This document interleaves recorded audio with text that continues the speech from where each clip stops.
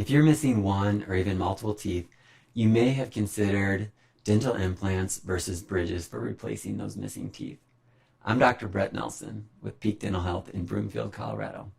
We help many people replace missing teeth with either bridges or dental implants.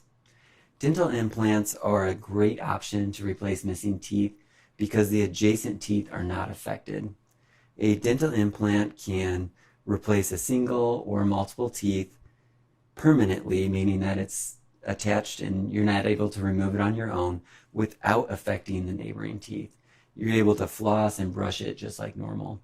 A bridge, in contrast, is several crowns that have been fused together, and it's supported on each end by a natural tooth. This is also a permanent fixed solution, meaning that it's cemented in and you're not going to take it in and out on your own.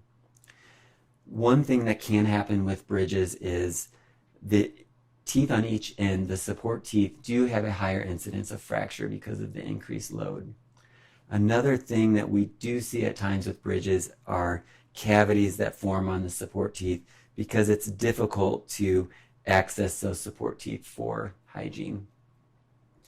All things considered, if I was missing a tooth, I would choose a dental implant over a bridge just because it's going to be the closest to the natural tooth that it was replacing. I'm going to be able to brush and floss it like normal, and most importantly, the teeth on either side of that dental implant are not going to be affected.